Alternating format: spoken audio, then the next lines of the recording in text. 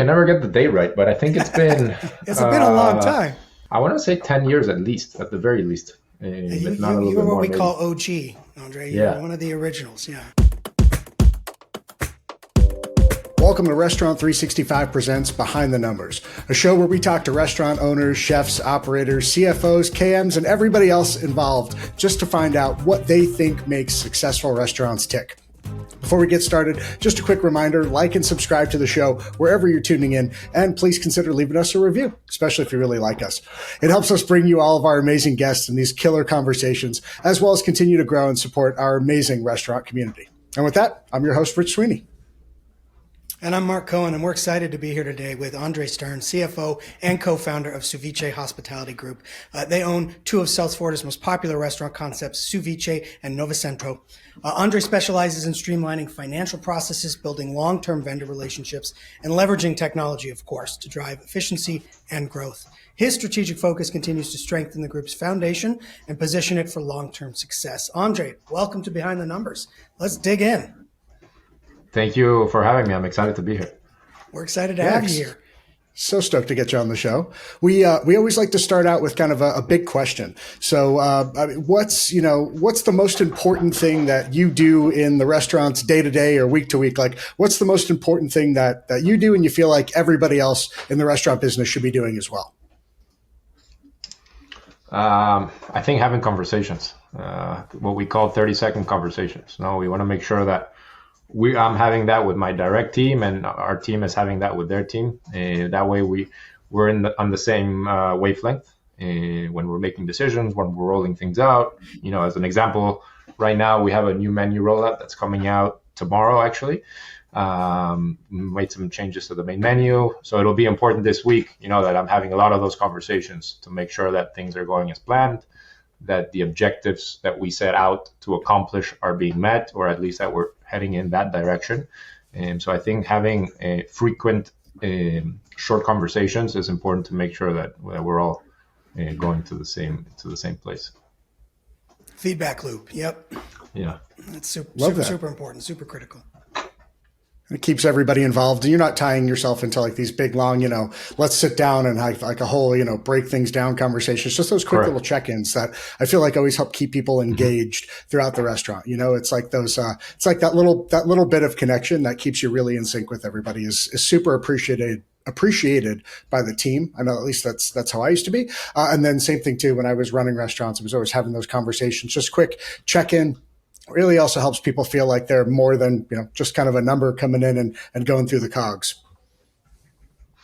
Yeah, and it's not related to performance, not all the time, no. But I think the important thing is to make sure that we're guiding and helping the team. We set out objectives and milestones, whether it's quarterly or yearly, and so it's important that we're checking up and making sure that we're not perhaps meeting them right now, but yes, we're heading in the right direction. And these conversations help us steer the boat and be proactive about making sure that we're making the right decisions today, and not sort of 30 days later this happened or there's an issue or this menu rollout it sucked.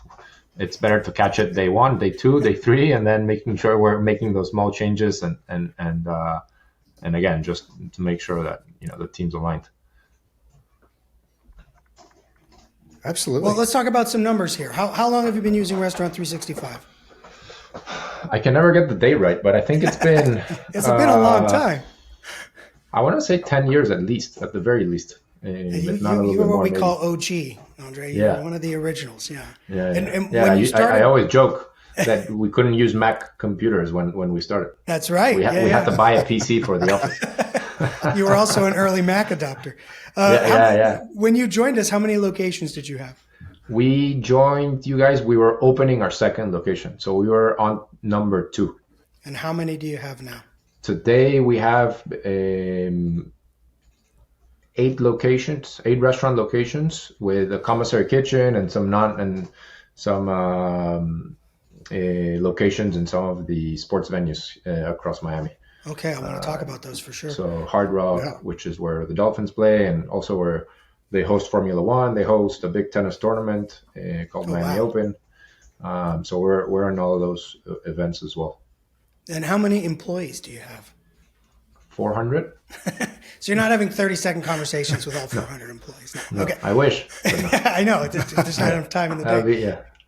And then, you guys obviously go through a lot of limes. You're doing a lot of ceviche, a lot of citrus, a lot of caipirinhas. What's your lime usage look like? We're doing like a pallet a week, I think. So I think it's like 40, 50 cases in a pallet, give or take. So yeah, we do. We go through a lot. Yeah, you need a commissary. There's nowhere to put a pallet in a restaurant. No, we wouldn't survive without it, especially now with everything that's going on. Rich, you ever bought anything by the pallet?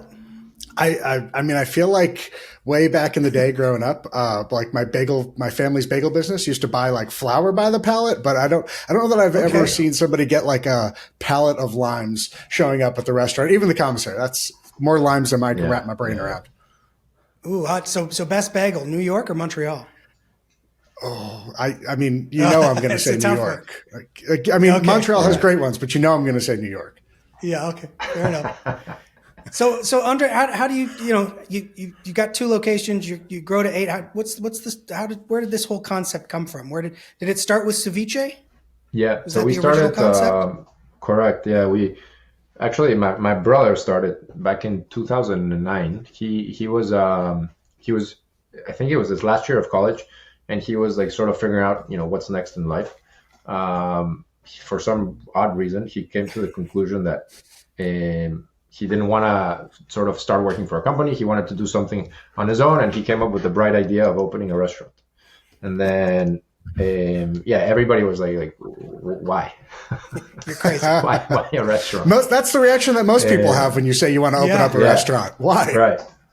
It's because, we didn't know enough about it. That's probably the reason. It was a very, very small restaurant. And, it was an opportunity, I would call it, where in Miami, this was 15 years ago, it was a very, small downtown, small city, if you will, no? And there wasn't a lot of restaurants that were affordable and that provided good value. You had your fast food, and then you had your sort of higher end restaurants, but nobody, or college students couldn't really afford the higher end. So there was this sort of gap in the market for mid-tier restaurants that could provide good value, that could provide a menu that you wouldn't get bored. You could go 2-3 times a week and change it up. We have, our ceviche menu has sushi, has ceviche, has some hot food items. So there's like a lot of variety in it. And then he said, let's do it. It was a 500 square foot restaurant. So that's the size of a kitchen, if that. Yeah. Kitchen of like a residential kitchen.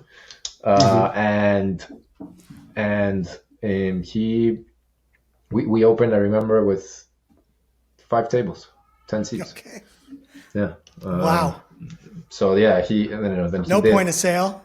Everything's handwritten. Back in no, I think we opened with Aloha, I want to say. Okay. But I don't remember. I don't remember if that was an upgrade. You had some system of record, but that, I feel like you figured out pretty quickly, like we've got to get a tech stack in here because we're sort of, running a little blind, right? Yeah, correct. I remember when I joined about a year later, started working. I was a sophomore in college at the time. I moved back. I actually was living in Boston my first year of college. I moved back. I said, I want to start. I want to start working. Started as a server, and then I was studying sort of the finance in college. So I said, let me also help you with the back end, bookkeeping, things like that. So at the times we were using QuickBooks, and then we quickly realized that it wasn't scalable, right. For many, many reasons. But always with the mentality of how can we set this up or what tools do we need so that we can scale and replicate what we're doing. That was always the mentality since day one. And and not having any experience in the restaurant industry, I think, was also something positive, because we had no. That's interesting. Sort of, we didn't know what was right from wrong in a way, no. So we just approached things from a logical and a business standpoint, and then without any preconception as to this is how things are done in the restaurant industry or in the restaurant business. So we just took that and said, with that mentality, we said at restaurant, I think it was number 2, We might have been about to open number 3, or it's just, we need something that can help us streamline our back end and give us, information not only that's more credible, but that's, also faster, essentially. Right, reactionable. Yeah. Well, it sounds like you most figured it out. people most people always kind of kick themselves that they felt like they didn't know enough about restaurants when they go into ownership for the first one. Sounds like for you guys it worked better that it was in the reverse. You kind of just attacked it a little bit differently. Yeah, and I've heard other stories that are similar to that. And It's your superpower. For some reason, it just it works. So Miami, obviously now, 15 years later, very different landscape, very different market, right? It's a restaurant town. And you've got a 15-year-old brand. How do you sort of stay in the groove? It's got to be hard. Question. That's $1 million question. Yeah, it is. How do you compete with the new, the sexy guy in town or the sexy restaurant in town? I mean, I think we're well positioned. We try to position ourselves in that we continue to position ourselves in that value sort of that middle tier part of the market. In all our brands, Suviche might be a little bit lower tiered, where average ticket is around $28, $27 for the stores that don't have a bar, and a little bit more like $29, $30 for the stores that have a bar, and then Novento is $40. So, okay. but still, when you compare, I think, or at least Miami, what has opened a lot is the higher end restaurants. It's that the clubsterants, as we've been calling them. The clubsterants and the you're spending 100 plus at least per person, and which is great, no, and that there's a market for that is amazing. I think the city has grown a lot, and I always like to say a rising tide lifts all boats. But nonetheless, there's a big challenge in that Miami is also a very transient city. So we've, in the last 15 years, I would think there's at least population has moved around 4 times. So that means that we sort of need to be born 4 times in the last 15 years, or everybody that's new in the city, we need to showcase and say, okay, right. This is who we are, this is what we do. But it's difficult. It's difficult. Well, and especially in the last 5 years, I'm sure you've seen a huge spike in migration, right? Florida was 100%. Everybody was moving to Florida, it felt like. Yeah. No, since the pandemic changed out totally, completely. Yeah, what we've seen today, I mean, I see a new restaurant opening almost every week, and it's a group from the West Coast, or it's a group from New York, or it's a group from Arizona or Canada. There's there's a bunch of big groups coming to Miami, and then you have what is perhaps maybe a local problem here is that there's a lot of investors from maybe South America or Europe that want to move here, and they want to open a restaurant because it's a good bit. It's a fun and sexy business. That's a good question. Yeah. Because you want to tell your friends you own a restaurant in Miami. Exactly. Course. So then there's some consequences to that. Then not only, yes, there's added competition, but there's also added competition for real estate. Yeah. So it's driving real estate prices up. It's driving wages up. So there's been a lot of factors in Miami that have made sort of, doing and running restaurants very, very difficult. And with the fact that keeping a 15-year-old brand, Suviche, relevant, it's tough. And Novento is actually in Miami a 22-year-old brand. Wow! So we try to stay as innovative as possible, change up the menus, and continue to drive and deliver value, which I think is where we differentiate ourselves, while also giving an amazing experience. But that's the name of the game. So I'm trying to do the math here. So Novento's 22 years. Did you acquire that concept? Oh, okay. Yeah, we did. So we opened. So fast forward, the first Suviche opened in May 26, 2010. Actually, we're turning 15 in 5 days. No, a month Happy and 5 birthday. days. 5 weeks. Next month. We're still in April. What is time? Yeah, exactly. And by 2015, we had 4 locations. And then, the opportunity about Novecento is a very iconic brand to Miami. It's a brand that, like I said, has been here for 22 years, has a lot of history in what Miami has become and what Miami was back in 2003. Everybody, 80-90% of people that live in Miami know the brand just because of how iconic it was. So at the time, the founder of the brand died sort of tragically and unexpected, and the wife that essentially was the majority owner at the time of his passing, and didn't really want to run restaurants. So she had other things in mind. So that's essentially why we took over the brand in 2017. We had some connections to them, and that's how the deal sort of came about. And in our way, it was also a quick way to grow the hospitality group, a way for us to have more leverage, more purchasing power. Also with potential landlords, we can open 2 restaurants in the same place. Yep. So it was a way for us to, we saw it as a strategic advantage. Not only was this sort of iconic brand, but also as a way to help Suviche scale and grow. Yeah. So then, fast forward, we've opened, I think, two Novecento since then. So it's still just constantly, that little bit of growth that keeps happening. And then you mentioned, kind of being in some of the stadiums and things like that. When did that all start kind of coming into play? So the first time we were involved with that sector was in 2014.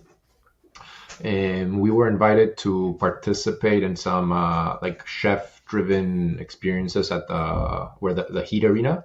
At the time, it was American Airlines Arena, where the Miami Heat played. And then we had a short stint of 1 year there, where it was meant to be like a licensing deal, where essentially, we give them our product, our know-how, and then they run it. So how'd you feel about that? Well, not very good. Yeah. So then during that year, we were more involved than we thought we were going to be. Obviously, to protect our brand, and it was the first time we did it, so we were very involved. So then we sort of said, if we're going to do this, we want to try to be the ones to run it.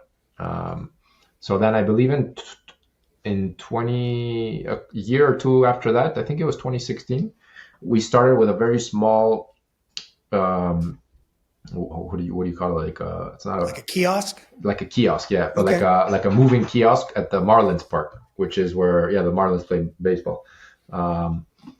That little kiosk, we used to sell sushi. I think we were there for like 2 years, and then we moved into like a concession. Okay. So things just sort of progressed from there. We were at the Marlins Park for 6 or 7 years operating the stand. It was actually very good. And then they reshuffled, and now they do everything. So they kicked all their subcontractors out. Oh, they do. Okay, but that's not the case with the Dolphins. We started working with the Dolphins in 2019, I want to say. So we've been we have a concession at the Dolphins in a year. Well, when the football season's open, a Novecento concession, and then we've also worked closely with them for Formula One that came to Miami. I think first year was. Time flies. That's got to be a good money maker. 2023. Yeah. And then Miami Open, which is the big tennis tournament, 2 week long, which is sort of like the Indian Wells. Okay. I don't know if you're familiar. It's similar to that, the size of the tournament. So you're talking about, I want to say it's like 1 million people that come over the 2 week period. More, I think so. Yeah, those license deals are tricky, right? If you don't have control of the operation, like you're at risk of your product, your culture, it gets misrepresented so quickly. I remember having like at the airport, we would teach them how to make margaritas from scratch, and you'd go back 2 weeks later and be Mr. and Mrs. T's margarita mix, and like if you're not keeping an eye, that's great that you've got control of that. That makes all the difference. Yeah, I think it's 2 separate business models. And it is. and we went through at some point with Suviche, I think this was back in 2014, 2015, sort of like, do we franchise? Like, do we not franchise? Like, what does that look like? And then we sort of went through the process of like doing your FTD and all of that, and we realized it's like, this is not for us. Right. This is not for us. Like, we'd rather have control and grow at whatever rate that is, but sort of that we just want to be the ones to do it, and not sort of license your brand and having to deal with that, because just your support structure and mechanism look different for those two different business models. Right. And we didn't want to do it. So, and that sort of applied to the rest of the things we did locally here as well in the stadiums that, we wanted to do it ourselves. So yeah, I think a lot of people don't even think about that. Oh, go ahead. I was gonna say, I think a lot of people don't even think about that. Absolutely. Yeah, like when you're wanting a franchise, you just kind of think, oh well, somebody else is gonna, kind of take over, and you don't think about it like from that this is my baby perspective. Like you're just gonna hand it off to somebody and trust that they're gonna do the right thing. How much involvement do you have to have? And like you said, it's just a totally different support system that you have to have in place to be able to support your franchisees, check on them, make sure that they're doing things the way that you want them to be done. Really just becomes a whole separate beast. And that's why now I fully understand why so many brands are really protective of being able to franchise with them. You got to go through a whole process. So interesting to hear that you guys had gone through it. So many people we talked to go through it, they decide to jump in, but you guys really wanted to keep it closer to the chest. Yeah, I think so. And like I said, I think it's for some concepts it makes sense too, no? And I think it has a lot to do with sort of like your difficulty. I don't know if this is even a word, like your difficulty-ness ratio of operating your restaurant, right? There's restaurants that are easy. Sure. Yeah, it's a term now. It's a term. We're coining that one. Your difficulty-ness. Yeah, the ratio of how difficult it is to run your restaurant, and there's concepts that are easier to run than others. Absolutely. From number of recipes, number of ingredients, number of menu items, there's a bunch of things like sourcing, so there's concepts that it makes sense to, which is amazing. And, it's high growth, rapid growth. And then there's others that, might not make sense. Well, let's talk about sourcing, because you're heavy seafood, right? Like, I feel like we've had a couple of operators on in the last, we've been seafood centric, I feel like, on this podcast. And that's been a really difficult with the tariffs coming in. Like right now, it's a bit of are you having struggles sourcing your product at all? So yes, we've it's been an issue. I think the panic has subsided a little bit. Yes, I feel. And at that I think it was like a week where we didn't know what the hell was going to happen, and we were seeing 30-40% tariffs on some of the countries where we bring product in from. We were like, whoa, and again, it goes back to where you're positioned in your brand. No, there's brands that you raise your menu $2-3, like nobody's gonna bat an eye. Our brands are sort of in the market where, we're in that $19, $22 for an entree. It's like, well, yeah, that 19 goes to 21. That has sort of like a more material impact. We feel like, at least. So, yeah, we our first reaction is like, okay, we don't really want to move our prices up. We also had just done a new menu rollout where we already had increased prices. We didn't want to do it again. So the conversation really goes back to, okay, let's just look at our supply chain. Where and how can we improve it? Where and, it's sort of an opportunity. We took it as an opportunity to let's go back and check all the boxes again. That sometimes where we don't do that because we don't have time, but okay, let's go back and see, okay, how can we without sacrificing quality, look at other countries of origin for particular products, or especially if you're talking about like paper and disposables, a lot of it comes from Asia and China. And China, I don't think I don't think those tariffs will change anytime soon, at least. So how can we start sourcing from other places? So we found vendors that, okay, they're bringing from Dubai, like plastic, for example. Okay. So things like that. And again, it might have been like an opportunity that exists, but wasn't in the priority list. and all of a sudden now things got reshuffled. Shifts, The deck card got reshuffled. So it's time for us to look at our supply chain and see, are there opportunities there? But as an example, for example, Omakai, which is a third brand that we're associated with because we have ownership group that's it's the same ownership group. Our partners run that brand, and that's traditional sushi. So you think Right. fish is most of the fish we use there is imported. Either Mexico, a lot of actually comes from Mexico, but a lot of comes from Japan. And Japan had at the time, I think it was a 24% reciprocal tariff. Wow. So imagine sort of, I think it was like 60% of our seafood cost, which represents 80% of our food cost, was just going to go up 24%. So it got us thinking, how can we protect ourselves against those things? Well, and then, but I got to think also Mexico, right? Limes, avocados, which I'm sure you go through a ton of. So I love that you saw this as an opportunity, right? Like glass half full guy here. I love it. Like we're in the restaurant industry. If there's one thing we've learned, is to look at things as an opportunity. Otherwise, we need to look for another business. Right. So quite literally making lemonade out of lemons. Or limeade out of whatever. Caipirinhas.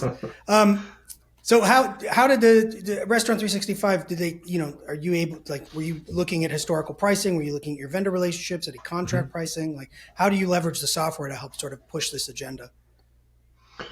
So basically the first thing I did was grab all our top 20 items, our purchased items, and then see what the country of origin was. And then put the tariff in, and then saw, okay, we can't afford it. Where do we move to? This sounds like a report we might need to build. Yeah, exactly. And then, but obviously it helps me understand what we've been paying for the last 6 months, and then what we would be paying, and then have a sort of in our volumes and say, okay, have more information so that we can go to the vendor and say, at the end of the day, there's so many people in the supply chain. If you really think about it, there might be 5-10 people. That number one is how can you cut more people so that you can take part of that Go profit. Direct. Yeah. And then also in that chain, this is where you sort of test your vendor relationships and your supplier relationships, where it's like, okay, if the product is going up 10%, we're not going to take the full hit. You have to take the hit, and so does the producer, and so does the logistic partner. And so, there's a bunch of people in that chain that if we really think about it, 2%, like, okay, then it's manageable. Right. So, we've been putting those relationships to test too, and to make sure that, where's your head at now before these tariffs become, before we actually, luckily now we have 90 days to go through it. In again. Yeah. Because I know, right. A little bit of breathing room for now. I've worked with you for a while now, and I notoriously you are a data nerd. You like your data. Sure. You're a big fan of a lot of KPIs.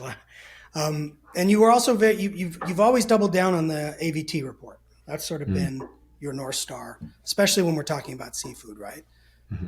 Is that, as far as R365 goes, is that your favorite thing? I would think that's probably one of the most, one of the reports that we depend on the most, because I think it's our main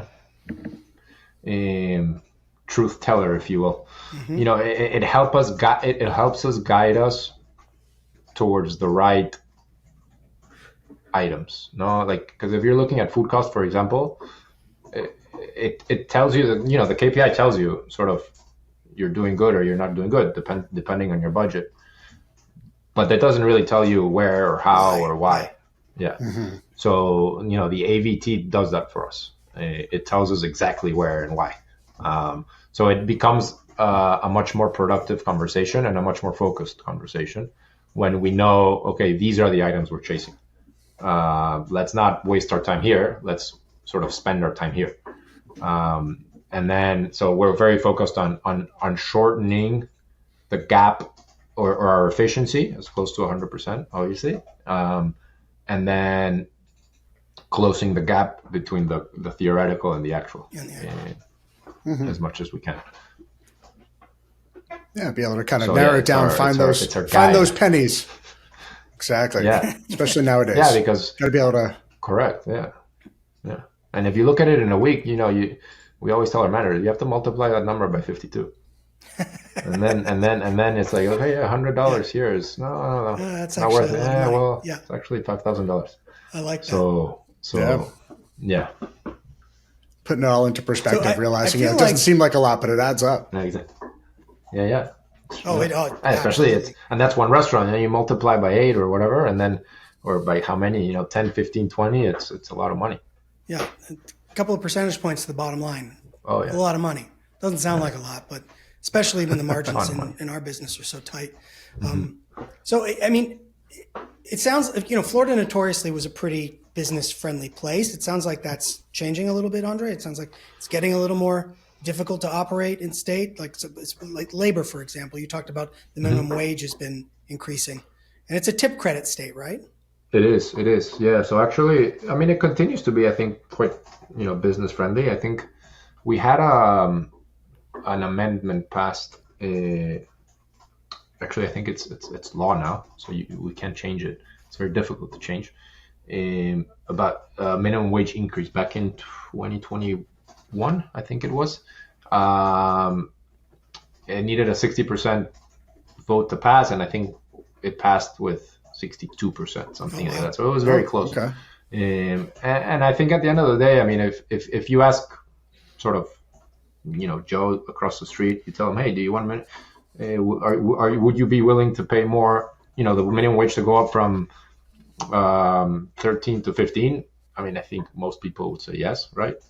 So it was a very sort of difficult thing to go against. And I would think, and I speak from, personal opinion, but I would think the industry in general, was in favor of this. I think the biggest issue that we saw is that they froze the tip credit. So by freezing the tip credit at 302, it essentially, the tipped minimum wage essentially doubled over the last four or 5 years. So we were at 563 when this law went into effect, and today we're paying 998. And in September there's another hike, and then the following year there's another hike. So we'll be in essentially 18 months at 1198. So basically 563 to 12. But the tip credit's not changing at all. So exactly, because the tip credit's not changing. So the minimum wage went up. I think it's I don't remember. But it's going up to 15. But instead of that tip credit remaining flexible, which is what the industry wanted to happen, was advocating for, was that, okay, just allow me to pay more of that with tips. But no, they froze it. So now the tip minimum wage is going to be $12. So if you think about your average full service restaurant running a full service front of house team, probably in the 6 to 8%, I would think is average for the industry in 2021. So what happens if you just double it in 4 years? You're talking about 12 to 16% just in front of the house labor. No management, no heart of the house, no back of the house. Yeah. So then, go ahead. Nobody can survive, essentially. Right. So you like your sourcing. Like, do you see this as an opportunity to maybe get creative? Like, how do you solve for that? So it took a couple of years. I think right now we're in that pivotal point where people are really starting to make drastic changes. And then there's this model that actually in the West Coast has been used for a long time, which is called it's like a commission pay model, which essentially you need to charge a service charge, non-discretionary service charge on your checks, whatever, 18, 20%. There's people here from 18 to 21% I've seen. Once you charge that as a service charge in your check, you can pay that out as commission. So your hourly service team members become commission employees. And then by definition, you can dictate the hourly wage. So you don't need to pay them the tipped minimum hourly wage if you're under this model. Obviously, at the end of the day, you still need to pay them minimum wage and overtime and everything when all is said and done. But now you can use commission to offset that. So what we've seen, so we have restaurants as an example here that are paying $0, zero wage. Wow. So it's you're an 100% commission employee. Huh. And you come in and these fancy restaurants, they make $6,000 a night in commission and everybody's happy. But for the restaurant, it didn't cost them anything. We pay a base wage. We're paying $2 an hour in our restaurants. And then the rest in commission. But what we've actually seen is that our team is at the very worst the same or better. Because we've seen that people live an additional tip.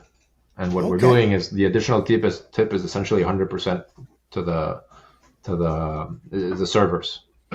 So then we've seen that on average, your servers that are performing or overperforming are making close to 3.5 to 4% on top of the service charge.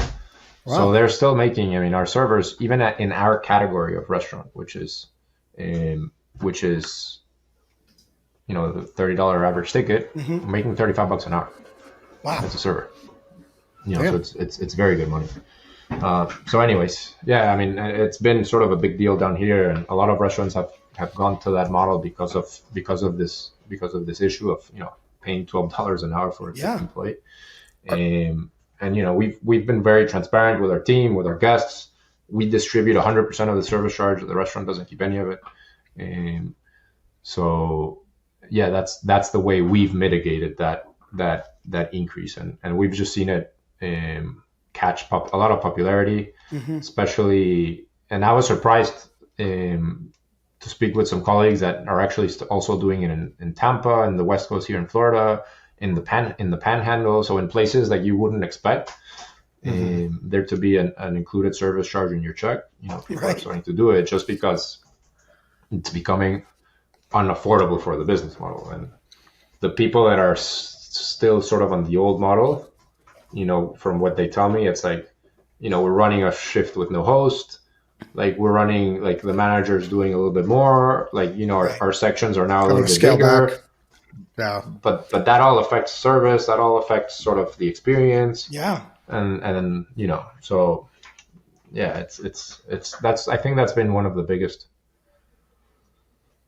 things to affect us over the, I don't know. Are you guys? I'm thinking COVID. So many things. I don't even know. Are you guys using that to apply towards the back of house as well, like for the kitchen folks, or is it mostly are you doing that with the service staff? Just our service team. Okay. So I've seen just different versions of it. Okay. Mm-hmm. Yeah, I worked for a place that did something similar, and then it kind of gets folks like, sometimes then you get the kitchen who's kind of like, well, hey, what about us back here? So I was just always kind of curious to see when folks are rolling out those different payment models, if it has an impact on your back of house or how you're potentially, kind of mitigating that. Right. Yeah, it allows us to obviously have more money to pay more for the heart of the house. Or, at the end of the day, what we've been trying to do is here you're a new hire on the kitchen right now. It's if you pay them probably, I would say, less than $20, it's very difficult to find. Yeah. Or retain them. Yeah. Or retain. Yeah. So the minimum wage in the heart of the house, it's not sort of affecting the day to day. It's going to get to 15, but nobody pays 15 these days. But at the end of the day, it allows us to redistribute the dollars around the labor pool a little bit better, so that the infamous sort of pay differential between the front and the heart of the house. You feel like this model you're in is sort of closing that gap a little bit. You can. Yeah. Mm-hmm. That's good. Because you can technically keep some of that service charge and you can use it for the kitchen. I mean, people use it differently. For us, we just decided it was easier, more transparent, just to say everything's going to the team. So I feel like you were way ahead of sort of this Peruvian explosion that sort of happened, right? Like, what are you seeing now in the Peruvian landscape? Like, now it's like saying like Italian food or something, right? It's crazy. Yeah, it's crazy. I mean, back when one of the reasons why we decided. So my brother at the beginning, he wanted something that was fresh and sort of affordable. That was sort of the objective. And then he wanted sushi in the menu. And then when he started looking into it, he noticed like that the Peruvian cuisine was just beginning to kind of take flight. At the time, Gaston Acurio was kind of like this beginning to gain his fame, who's like the godfather of Peruvian cuisine. So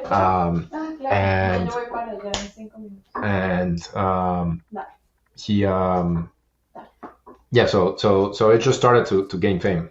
And I think we got it right at the right time, no? And what was a competitive advantage, maybe now it's just become mainstream. Because you've seen, I think you see some sort of Peruvian influence in almost any menu today, whether it's a ceviche or something.